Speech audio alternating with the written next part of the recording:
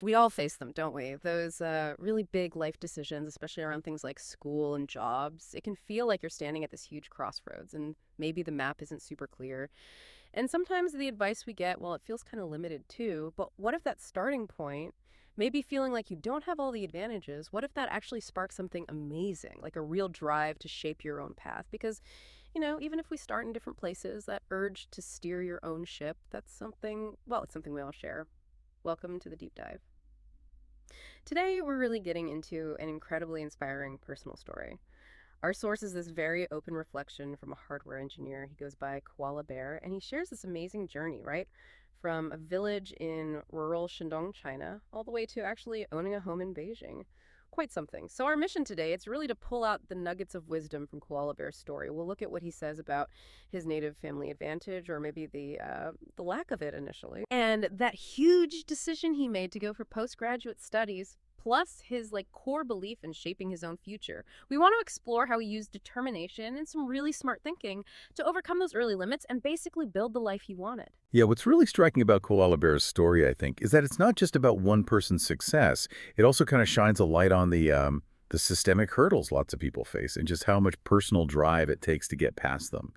He starts by giving us a really clear picture of where he began. Graduated high school back in 2006 from rural Shandong. He was good at science, but he says he had this severe academic bias. Apparently, really struggled with Chinese, always got low scores. That's familiar, isn't it? Having that one subject that just ugh, doesn't click. So, coming from that rural background, he talks about this big hurdle with picking a college. He's pretty blunt about it, just didn't know much about the world outside or, what jobs were even out there. So, his parents, meaning wealth, they picked for him, chose what seemed like a good state backed 985-211 university in Qingdao. Now, for anyone listening who might not know, 985 and 211, those are labels for China's top universities. Really prestigious, hard to get into. So it sounded great on paper, but maybe not the perfect fit for him personally. Exactly. Yeah. And that leads right into this really sharp point he makes about native family advantage. He noticed pretty quickly that lots of his classmates, especially kids from the cities, just had way more information. They knew about different ways to apply, like autonomous enrollment, sort of special routes into university. It gave them head start strategically. And he reflects on this quite deeply, saying, after all, my family has already guaranteed me the upper limit of their capabilities. Which isn't him complaining, right? It's just him seeing clearly, okay, this is my starting point. Wow, that's such a mature way to look at it, accepting that his family did their absolute best, and now, well, the fall was in his court. So with that clear view of his starting line, how do you think that shaped his mindset going into university? That early understanding of this advantage thing? That's a really key question, I think. Yeah. That realization probably gave him a stronger sense of needing to rely on himself, maybe a more urgent need to figure things out Right. and, actively steer his own course. He wasn't just noticing the differences. He was seeing he had to play the game differently. His major, by the way, was communication engineering, pure engineering. But he mentions it wasn't even a particularly strong program at his school, kind of lacked depth compared to others he saw later.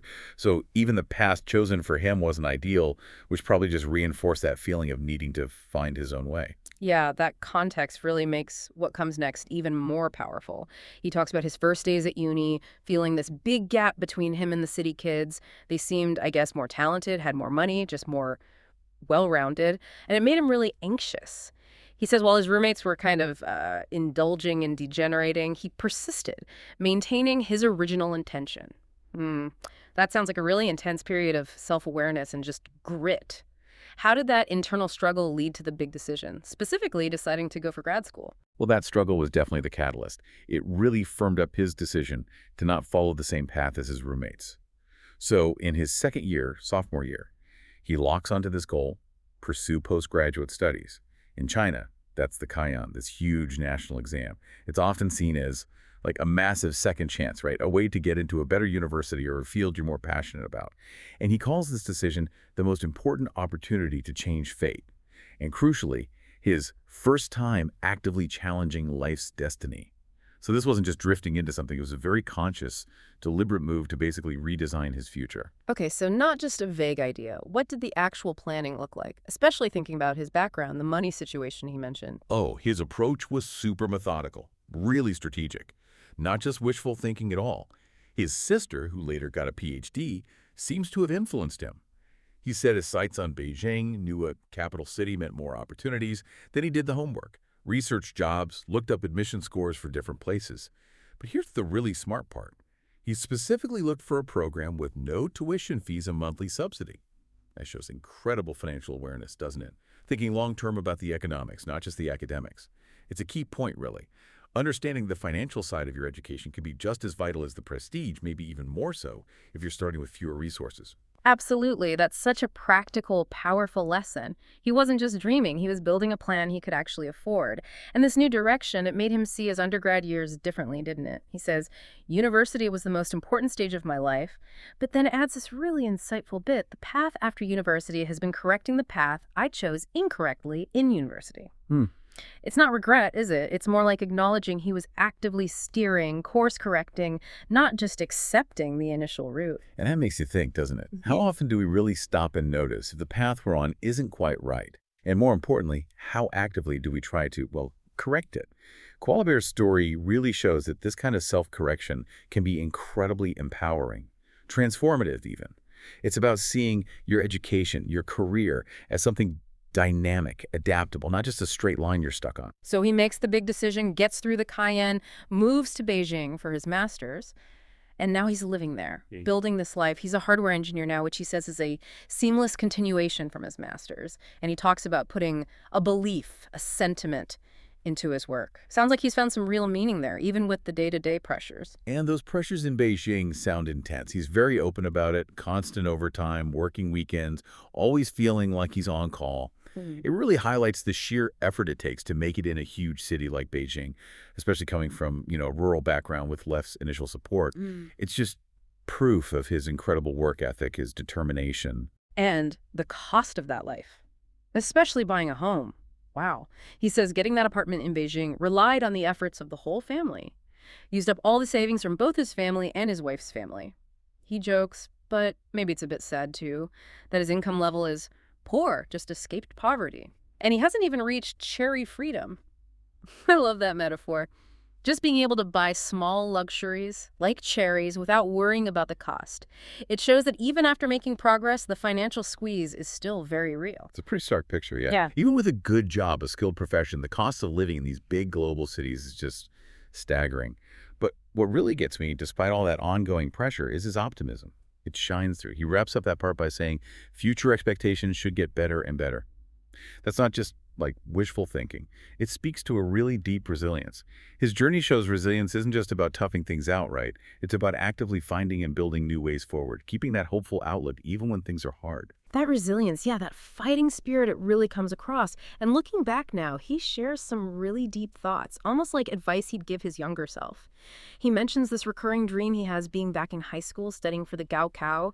That's China's huge college entrance exam, super intense. Says he often wakes up startled. It just shows how much those early pressures, those big decisions, stuck with him. Yeah, that's powerful. And if he could go back, his message to his high school self is, well, it's simple, but really reassuring. Believe in the path you choose, because you won't regret it in the future. It's not about picking the perfect path from day one, is it? It's about committing to your path and finding your power within it. And then to his university self, the advice is even bigger, maybe the core of his whole philosophy. Life is long, future is vast, don't be short-sighted, even if the platform is low, life is far from over, be your own helmsman. Be your own helmsman. I love that. Such a clear, strong image. It really hammers home the importance of taking charge, actively steering your own life instead of just drifting or letting things just happen to you. And it's not entirely solo, right? He also gives a shout out to his university friends, the group of brothers and sisters who helped him with the down payment for his house later on. Which reminds us that, yeah, self-determination is crucial, but those connections, the community you build, that's also incredibly important for shaping your future. Absolutely. That helmsman idea just perfectly ties his whole story together. From that deliberate choice to go for grad school, to navigating all the challenges, the financial stuff in Beijing, it's all about taking those active steps, making smart choices, and crucially, knowing how and when to adjust your course if you need to, not just being a passenger. And yeah, the help from his friends shows it's a personal journey, but rarely one you do completely alone. It's that mix of individual drive and support from others. So let's bring this home. What does Koala Bear's amazing story mean for you listening right now? We've just unpacked Koala Bear's incredible path, his smart thinking, his amazing resilience when things looked tough initially, and how he ultimately built a life through, well, sheer determination and careful planning.